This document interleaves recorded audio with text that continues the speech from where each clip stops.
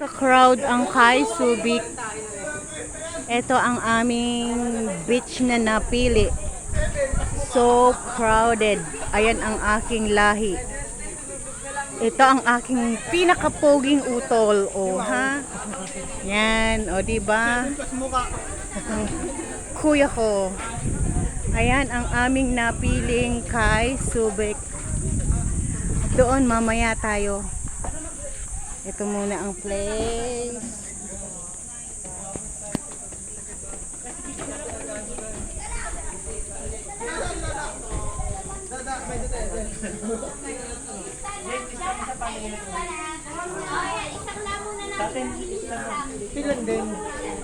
Andun na kaagad sa dagat, nak. Bakit, nak?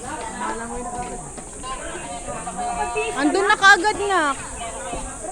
O baka nag-CR, ewan ko lang.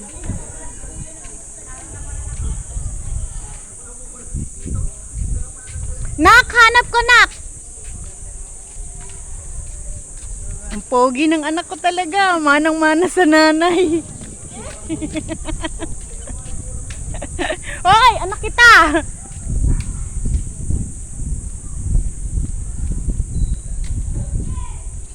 O, diba? Dagat na tayo. Ayan ang ating liliguang dagat. Ganyan kaganda. O, ha? Ayan. Tunay na dagat. Mamaya dyan tayo magbababad. O, diba? Dati yan. Dyan kami dati. O. Ayan. Dyan tayo pupwesto mamaya. Marami ng changes. A year ago dyan kami. Ano, dito. Ayan. Ngayon maghahanap pa kami ng aming magiging cottage.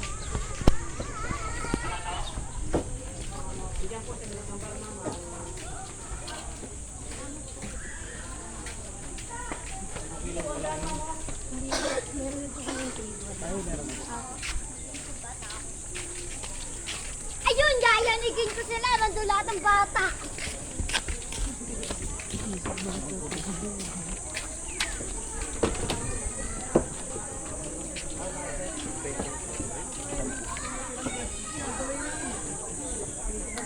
Ate at kuya ko magkatabi.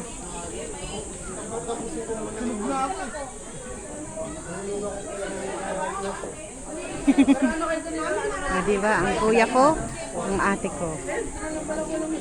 Ang buong angkan. Ayan o. Pinakapogi kong pamangkin. Oh, diba? Masunog yung mukha ko. Mabilis ang mukha eh. Sa mukha, ayos kami, okay lang. Naalala ko last year si kuya, naglagay ng ng sunblock. Anghang na anghang yung mata ni kuya. Nadamihan yun eh. Oo.